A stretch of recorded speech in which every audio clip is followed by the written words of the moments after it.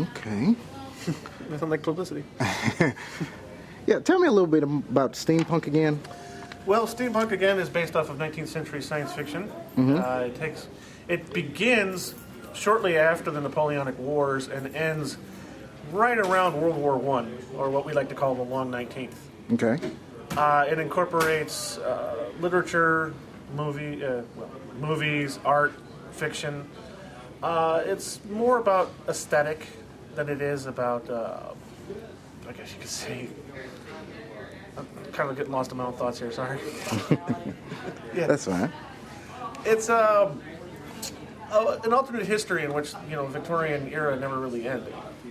So you have technology that shouldn't really exist, like clockwork mechanisms and alchemy, and they've perfected the steam engine to a point where you can actually have airships, which are dirigibles that suspend a boat underneath them, usually either a boat basket, or you can have galleons, or you can have just about anything you can imagine. Or the alternate approach also incorporates the works of Nikola Tesla, who theorized about electromagnetism, and so many of those airships actually are powered by magnets that allow them to create anti-gravity fields to fly. Wow.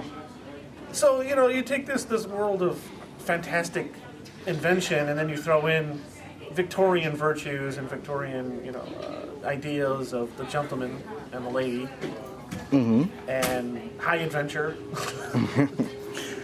And what you kind of have is this mishmash soup called steampunk. Now, the interesting thing about steampunk is the phrase itself was actually coined off the cuff. Okay. In 1987, many of the writers who did cyberpunk, like William Gibson and Michael Moorcock, kind of got bored. So what they did is they started writing their versions of 19th century science fiction. And one critic kind of was really cruel about it and said, well, you're just basically just doing the same thing you were doing before, except now you have goggles and brass as opposed to silicon and microchips. And so in response, one of the authors, whose name unfortunately right now escapes me, wrote a letter to Locust Magazine, in which he basically said, well, if you're going to accuse us of doing the same thing we were doing, you might as well just go ahead and call it steampunk. And the name stuck. Now, in the mid-90s, the goth movement, there were goths who started what they called the neo-Victorian aesthetic, in which they would dress, a lot better than this. Starting to trickle in. And the use of goggles, aviator goggles, incorporated into their cosplays, and it kind of caught on.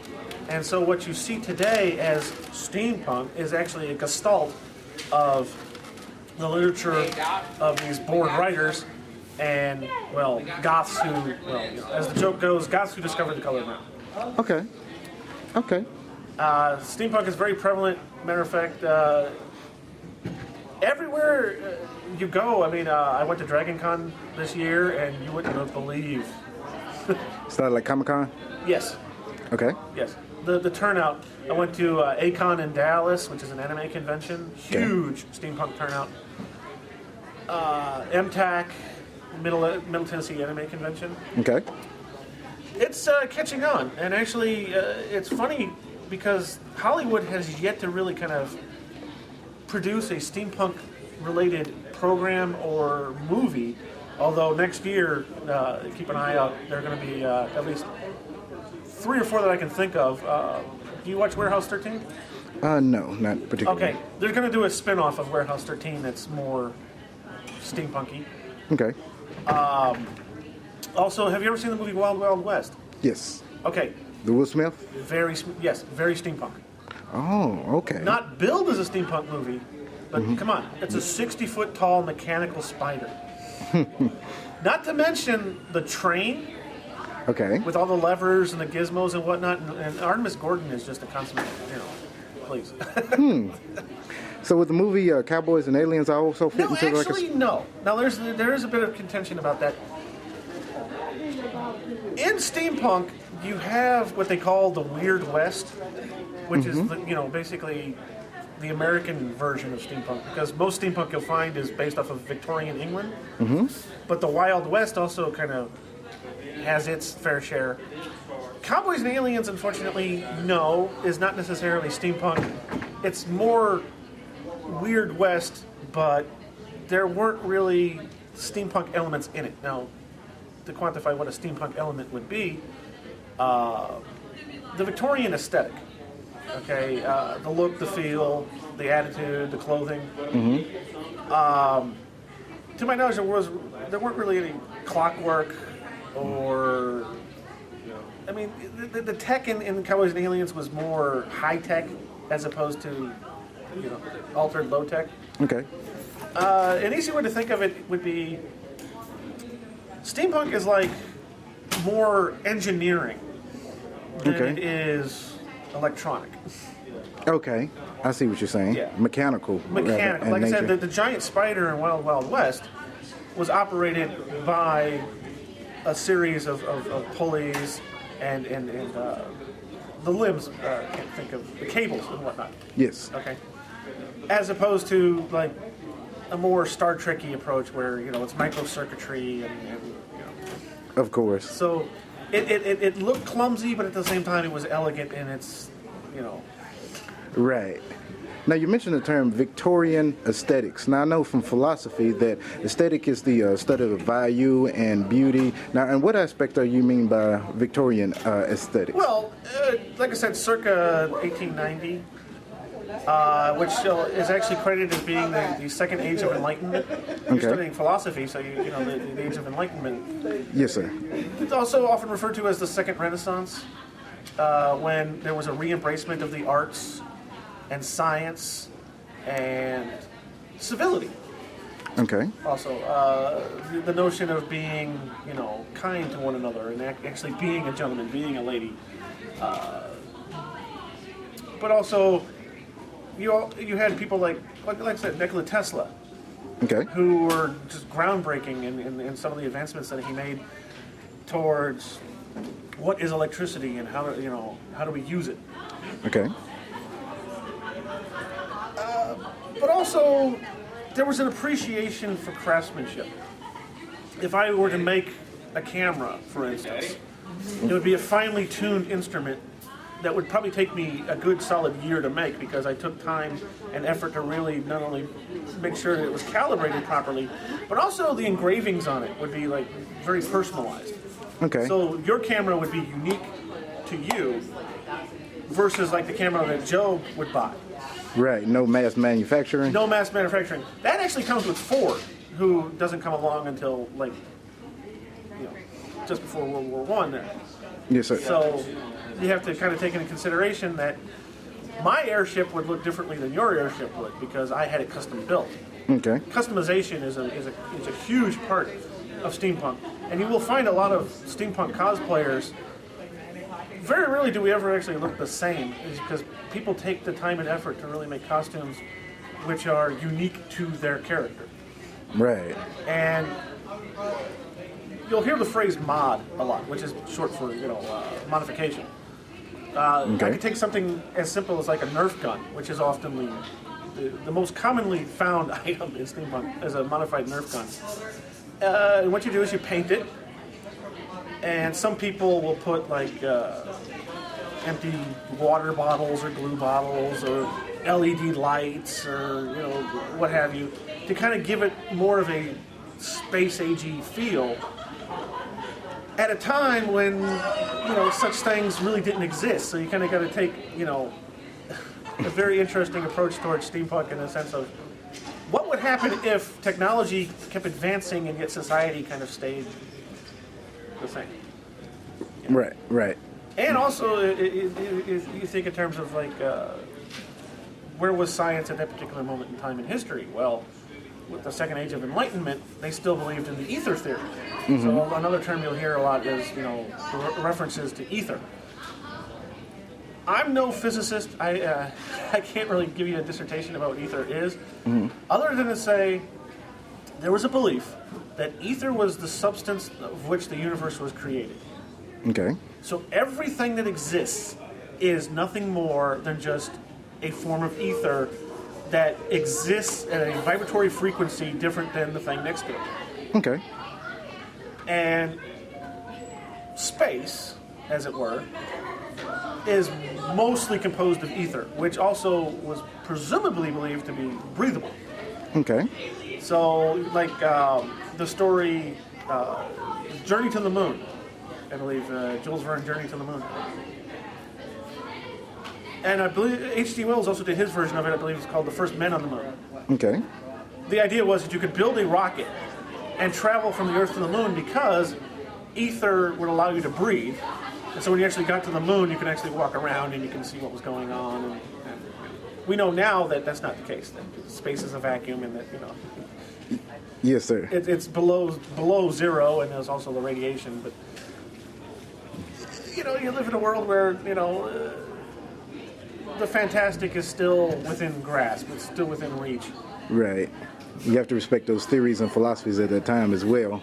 It was probably spearheaded. Well, there's actually a derivation of steampunk in which ether does exist, and so you could do things in which many stories take place in that world in which you have rocket ships going to the moon or to Mars, and men and women dressed in proper clothing, tromping around in the red sands, fighting Martians with flintlock pistols.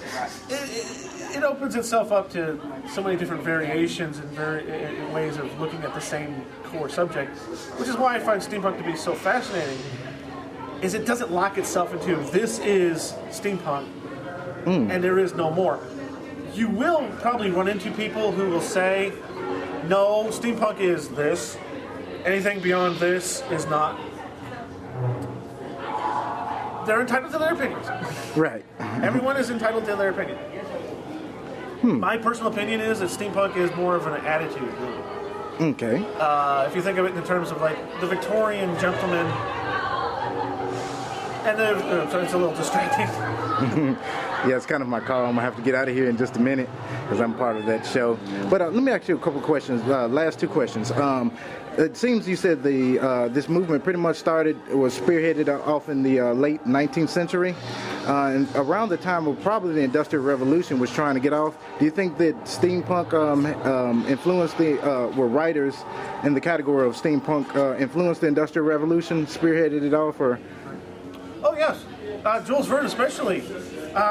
If you actually read 20,000 Leagues Under the Sea, you could build the Nautilus. He does such technical detail. And that's a real key component. Again, steampunk is kind of split into two camps. You have the real mechanical gearheads, and then you have the more aesthetically minded people like myself. Okay. See, Wells was more of the fantastic. How does the time machine work? Well, it works on rainbows and girl giggles. I mean, it does. Who knows? Whereas Verne could tell you specifically how the mole machine works, how the Nautilus, operates. And so, they very much had an impact in the real world. Nikola Tesla and Edison's rivalry really spawned what we have today as the electronic age. Okay. Well, Tesla was an advocate of alternate current, and Edison was about direct current. Yes. And if you study your history, you know that Edison kind of won out on that one. But there's beliefs that Tesla actually invented Wi-Fi and radar and radio. Wow. But he could never really prove it. And Right. so people like Marconi actually got the credit. Right. Okay. Well, I'm gonna have to get out of here. But if you can give them an email address, or where can we find out more about steampunk? Well, you can check out the Clockwork Mechanalists. That's MECHANALISTS at Facebook. Okay. We also have at Gmail and, of course, .com. Okay. Thank you for your time.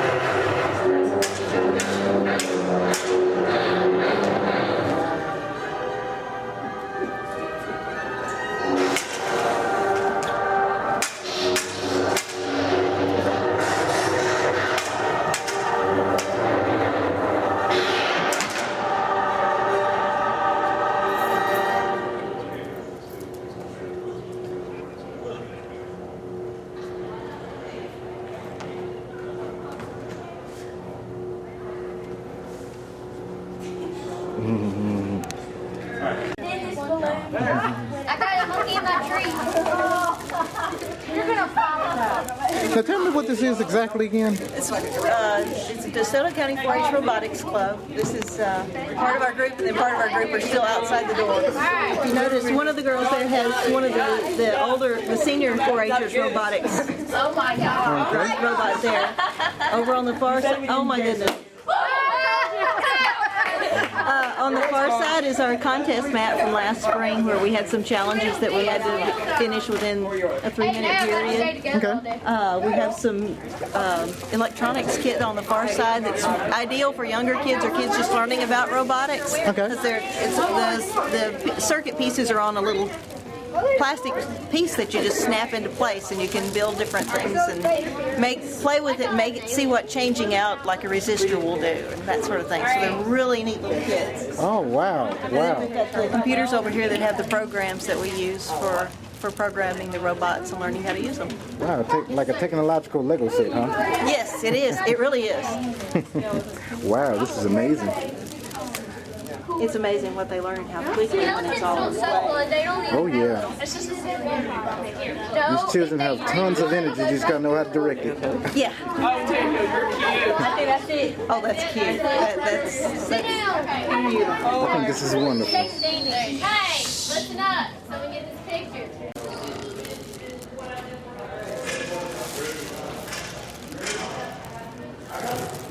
They say a lot of this is your print? Yeah. These are pretty much all of my prints except for this one. Actually, my wife did this. This is the cover of our latest graphic novel, Tour of Bombs and Betrayal. Okay. But yeah, the rest of it actually I do. Pretty much I do a comic book called Jetta Tales of Toshigawa. Okay. And it is. It's usually a graphic novel series. We do have some standard issues. Most of the issues that we do are like, upwards of 70 to 100 or so pages. But this one right here is a standard standard size comic book, and this features our character and the character She from the comic book series in the 90s. So really cool. But pretty much all the stuff that I have out right now is stuff that just features stuff like prints, artwork, and illustrations and things like that. We're going to be doing some illustrations up there sometime today as well. So this is just pretty much a little bit of what I'm going to actually bring in tomorrow. Tomorrow I'm going to bring in a lot more books and a lot more merchandising from the Tales of the Toshigawa series. Okay. Yeah. Tell me a little about this superhero young lady right here. Well, she Andrea Toshigawa. She's the leader of the Toshigawa Ninja Clan, and she's also the star of my graphic novel series. And she is the chosen one of the Toshigawa, supposed to defend the Earth from an evil organization called the Nob. But she doesn't really want to because it is run by her father, who is like all powerful. So she has to go up against this all powerful guy who just happened to be a blood red. She doesn't want to do that. It's kind of like if you like Japanese anime, it's infused with Japanese anime, but it has traditional comic book bend. It's actually been also optioned for a movie and is in production, so that's actually pretty cool as well. So she's sort of like a demigod, sort of like. Not really. She's pretty much a human, but I mean she has powers as well. She's like a ninja, so she's a martial artist. Because of her powers, she is very, very strong. She can very agile. She has the ability to be able to read people's next movements, so it helps her in her fighting and stuff too. So she's also has a healing power and telekinetics. So I mean, I guess you could say she's the next level up would be. But yeah. The book really revolves around, though, even though it's action packed, it revolves more around her and wanting to just live a normal life, you know, and what does that actually mean, you know, and how can you live a normal life when you have outside forces always trying to pull you back into fighting and pull you back into doing what they think you should do. Her clan is always trying to get her to fight the good fight, and she doesn't want to. She just wants to go home and have a job and go to her family and go cook and go to sleep at night, and that's it. Go to a job and that's it, you know. But yeah, she doesn't get a chance to do that much. Actually, at all, to tell you the truth. So yeah, but it's a good series. It's a fun series. You know, I've been doing it for 17 years, and it's grown, and I've grown with it, and you know, it's very personal, very creator-friendly series as well. Okay, and what'd you say your name was? Marthius Wade. Marthius Wade. Yeah. Okay. And other than this comic book convention, if somebody wanted to find out where to get some of your graphic novels, where can they go? You can go to www.toshigawa.com. Spell Toshigawa. TOSHIGAWA.com. Okay. It has all of my stuff there on the site. Plus, it has a gallery on there as well, so you can see some more of my artwork, and you know, my Facebook is on there. If you go to toshigawa.com, you can pretty much get in touch with me. Okay, you say you have a Facebook page as well? Yeah, it's just the Facebook page is just it's www.facebook.com/Jetta, I believe, or Toshigawa, Jetta Tesla Toshigawa. If you look that up in Facebook, it'll pop up immediately. Okay. Yeah. And you got any other new comics? Any new projects coming up anytime soon? We've got a new graphic novel that's a spin-off from that one, which is Tour of Bombs and Betrayal, which is this is actually the cover print from it. And that'll be out. That's actually out now. So I mean, we'll actually have some here tomorrow. And later on this weekend, we have a model that's going to be here dressed up as Tura and taking pictures with everybody and stuff like that. So that's going to be cool too. Okay. Yeah. So we got that hitting. Also have a signing that's going to be October 29th at Comics and Collectibles in Memphis, and it's going to be for Tour Bombs and Betrayal. So Comic Collectibles. Comics and Collectibles. Comics and Collectibles. Do you know what? You don't know the address offhand, do you? It's on Poplar Avenue. Okay.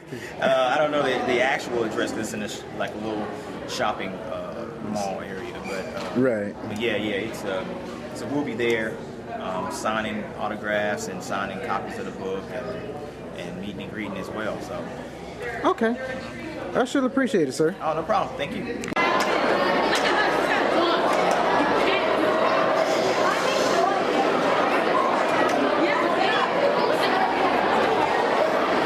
So while you're taking a break from the kids, tell me a little bit about your dojo. We have a 7,000 square foot school out in Collierville. Okay. Which is really, really nice, where we have all of our swords and weapons and everything out there. And we do birthday parties, we do classes, we do all kinds of. Do you have one of these? One of those, if I can need one. And here. Just go walk through the whole crowd. And we teach Shotokan karate, we teach modern fencing, we teach, thank you, we teach historical weaponry. Be careful, please. Keep the sabers over here, please. And we teach kids as young as 6.5 all the way through adults. Okay. And this is located in Collierville? Well, our main headquarters is in Collierville. Okay. Right where Highway 72 meets 385. Okay. Southeast corner of the county. Then we're opening a new location in Midtown at Cooper Young, basically, right next to the fairgrounds at Cooper Young. Okay. 2183 Young. That's about to open, and then we'll be able to have classes in Memphis, Midtown, and in Collierville. Okay. And a lot of this is safe play, I see. It's no real sword, so kids can come in and they can learn without getting hurt. Kids can come in, they can learn. Now, obviously, kids can get hurt doing anything, so we have to instill rules and have discipline and be careful, but it's the closest thing to really fighting with sabers and with swords that you're going to get. Thank you very much. And It allows the kids to get some exercise and to experience kind of a little bit of the reality of sword fighting in a close-range combat situation that they would never be able to get anyways. Okay.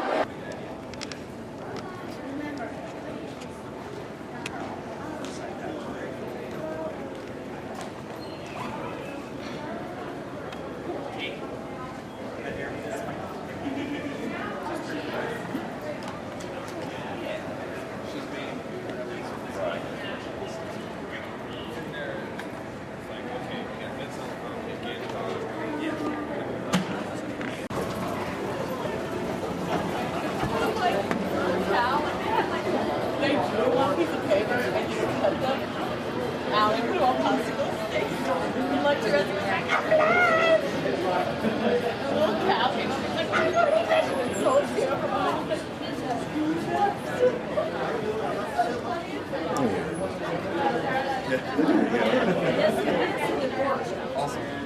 Yeah, like, if nothing else, he'll talk to your off about amigos for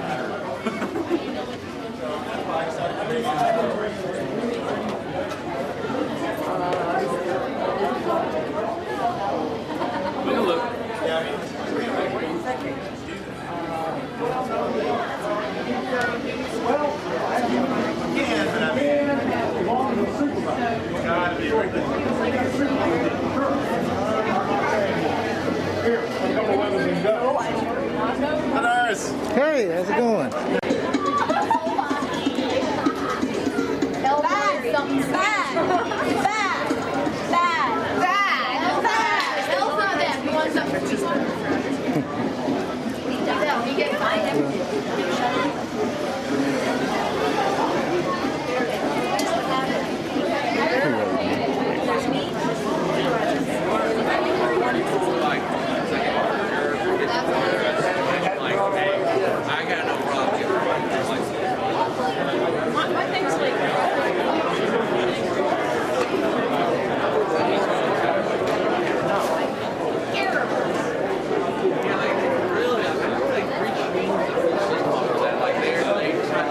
Sir. You good? I know one of my buddies loves me.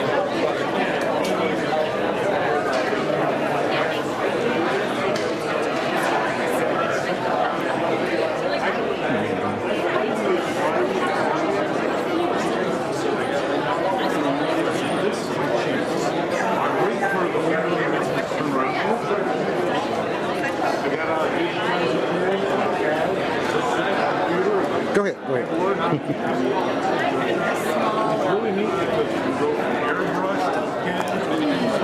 Yeah, I think so. Because I don't like things if it's bigger up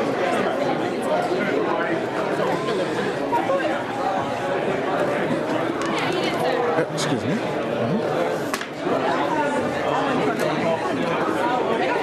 Hey, how you doing?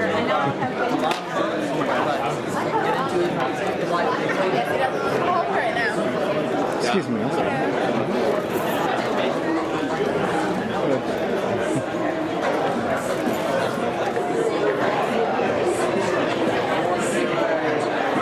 Hey, how's it going? Doing all right? In 12 minutes, in the Lamar room, we're going to have a Q&A with Jackson Boswick.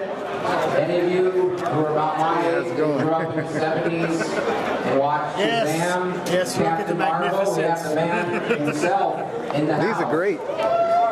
Get in there. He wants to meet you all. He's got a lot of really cool stories to tell. He's going to be in the Lamar room in about 10 minutes. And he did the cover for my novella right there, saying hey. Thank you. Okay. Tell me a little bit about it. It is basically a compilation of The Unforgiven meets The Untouchables. It's about an old West cowboy at the very end of what they consider the Wild West. He just disappears, but he was the worst outlaw known to man. Okay. And now, many years later, the mafia in the Prohibition era kills 2 men. Those men happen to be his sons.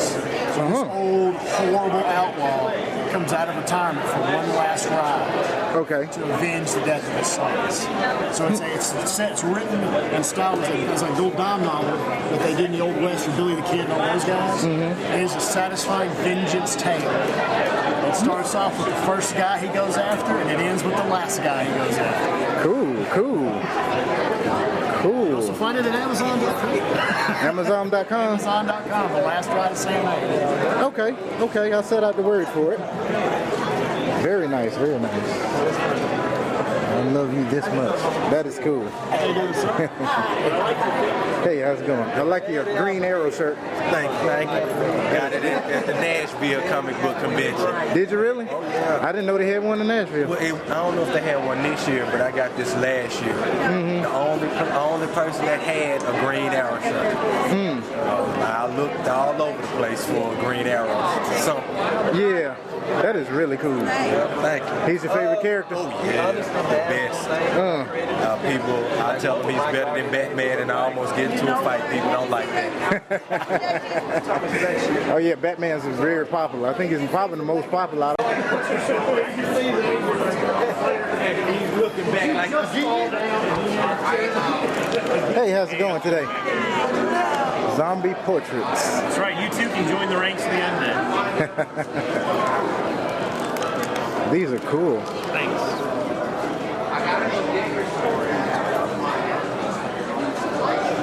Ask me about says ask you about commissions. I'm asking you about it. Yes, indeed. You tell me what you want, and I'll draw it. Okay, so if I want to draw myself as a zombie, you could do that? That's what I do, absolutely. I take people's photos and turn them into zombies. How long does it take you to do that? It takes me about an hour or so, but I take the photos so you can actually go wander, enjoy the show, come back, and then pick it up in a couple hours. Okay, okay. That way you don't have to sit and wait on me. I sure heard it. Let me look at this. Ooh, nice. Nice. Ooh.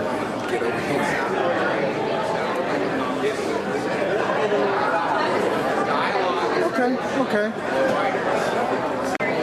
I'm doing good. What you got going on here? Actually, it's my daughter's booth. Her name's Megan. Okay.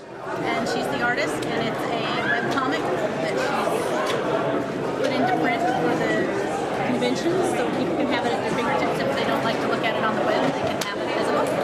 Oh, okay. She does other art too. Oh, cool. Having a great time. It's coming up on 1 p.m. And at 1 in the Overton Room, we will have cartoonist John Lucas nice costume. and John Thomas. Again, at 1, Steampunk 101 in the Overton Room. In the Audubon Room, interview with comic artists with John Clement, John Lucas, and John Thomas. In the Lamar Room, we'll be doing Q&A with Jackson Bostwick. Thank you. That is all for now.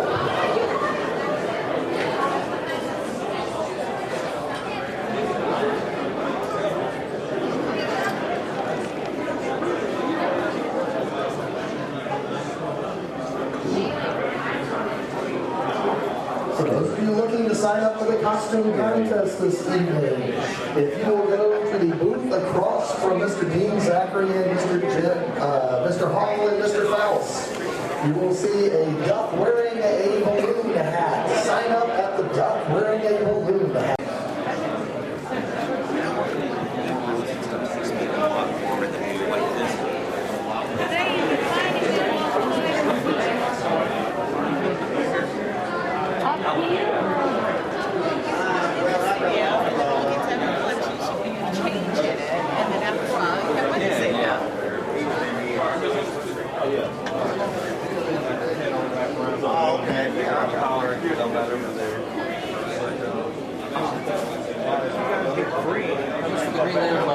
where we are, okay?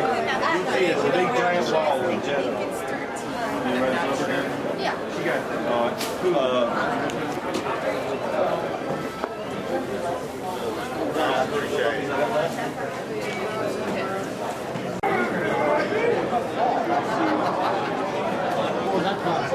Hey, how you doing? Like your ears, by the way. Thank you. You won't be sitting there seeing me at a table anymore.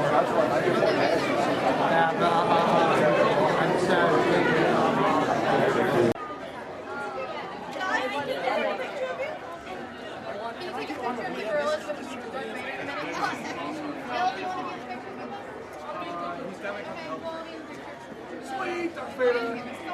I'll be back and I'll be like, I need to get around, but I don't want to call alone. how do you look? Actually, It's Taylor. Hold on.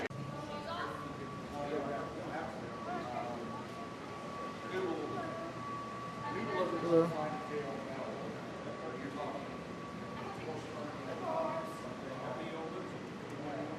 Yeah, we're outside. Tell me a little bit about your comic. I'm not too familiar with your comic line. We're from Poplar Book, Missouri. Okay. And it's just our own little company that we do our own comics. Okay. It's an anthology style book with several different stories, ongoing, multi-parts. We got everything from a steampunk set twist on World War I Okay. to an amateur art thief and a tongue-in-cheek zombie apocalyptic tale. It's got a lot of humor in it and a lot of swearing. Yeah. A little bit of everything, you know. Hopefully we do enough different stuff that somebody will find something they like, you know. Okay. Currently, who's your most popular character? Me. We actually have a story where we're all going to appear as characters in the story. Where we have a secret moon base. Okay. And the lamest supervillain in the world is coming to destroy us. The lamest? The lamest supervillain in the world, yeah. How so? His name is actually Cliche. He's the bad cliche of every supervillain you ever heard of, so of course we beat him. I'll leave that to the comic. Oh, right, right. And we've got another story that's going to have roller girls in it. Roller girls? Roller derby girls, yeah. Okay. That's going to be kind of neat. Yeah, that sounds cool. $3 each. Trying to get right here. Is there a website that if people want to learn more about your comic line? We don't have a dedicated site, but they can find us on Facebook. Just search Helot Comics. We have a fan page. Okay. They can like us. We put updates on there, artwork and stuff. Okay. All right. A little bit of this.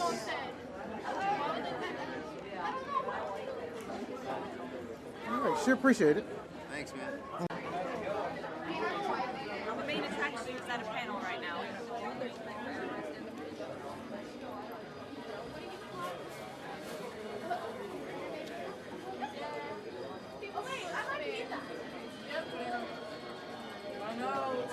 Absolutely. I might need that because I will. Yeah. That's my baby. That's my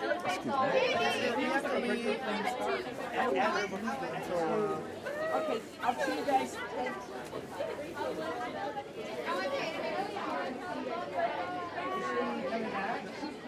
About an hour or so, right? Yeah, right. How long will you be here tonight? Well, you're showing your thing. We're showing our thing at 6. And then are you guys headed out after that? We'll probably stay till it's over.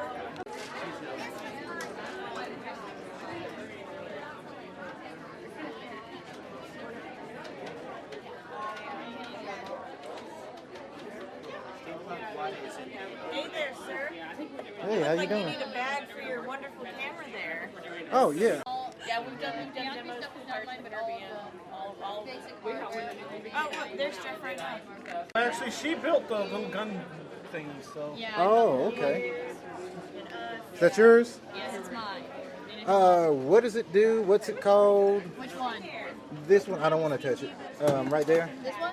Yeah, I have a tendency to break things. That is a Q13. That is a Q28 space modulator. Modulator. Kind of like the Marvin the Martian, huh? He stole it from me. Oh, did he really? Yeah, he stole the idea from me. I'm very angry at him. This baby is our sonic cannon. Okay.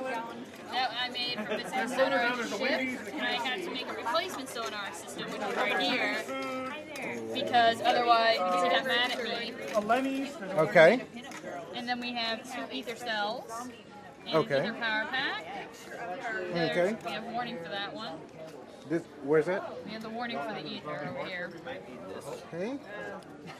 And then I have the mini sonic gun, which the captain asked me to build. Okay. And your basic cold and you basically get your occult laser gun right there. Now, is that the one that liquefies your organs? No, the Q20, this baby liquefies organs. That just makes big holes in people. Either way, I don't want to be in this pail, so. But don't worry, the safety's on everything. How was that? Safety's on everything. So Cool. What is this right here, this vial? This. That is not mine. Okay. That is our alchemist.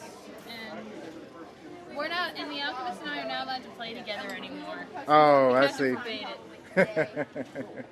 Hey, how's it going? Tell me a little bit about what's going on. It's called the University of Memphis Mid-South Role Players Association. We're having a con in November, November 18th through the 20th. Free. Come and play the different board games as well as different RPGs. Okay. Forward to seeing you out there. Okay, let me get a little information on it. Mostly looking for, okay, more website. Okay. Okay. And that's a good website for you guys? Email address? The email address is accurate. We communicate with all student population. And we have folks that are part of our group that aren't students.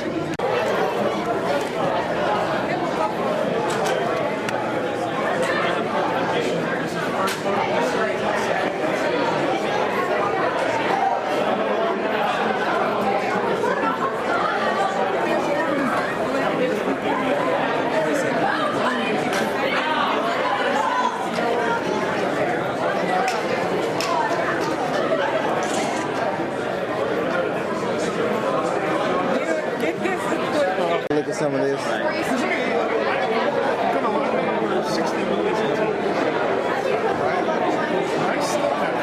Like you said, this is all you, huh? This is all me. Okay.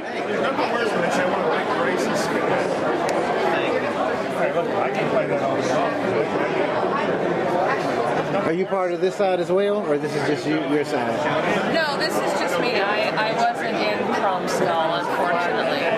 Tell me a little bit about this Batman. Is that, you were in that one? Oh, no, that's not mine. Oh, okay. Beast Mistress.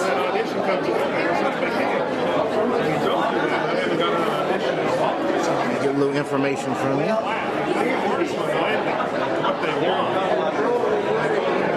This one's produced by Peter. Like this.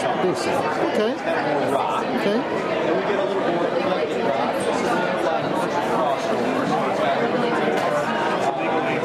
So do you have a, let's say, an organization that helps people become actors, or it's just pretty much you're promoting your own your endeavors? I'm just an actress and producer. It's my passion, so that's what I do. Oh, okay. If they want to learn more about you, you can just go on the information on the cards? Absolutely. Okay. Just kind of get your information right quick. Are y'all on Facebook as well? Yes, sir. Facebook.com/MB Weston. Okay, and what's the website address? Do you have one? Yes, I do. You can find out more about me at mbweston.com. You can also find out more about my writings at ElysianChronicles.com, and be sure to find me on Twitter, twitter.com/MB Weston. All right. Let me get a little bit of your information before this battery runs out. And that's her little character, her character, rather. You said basically like a template or a concept art, you say? Yes, concept art. Concept art.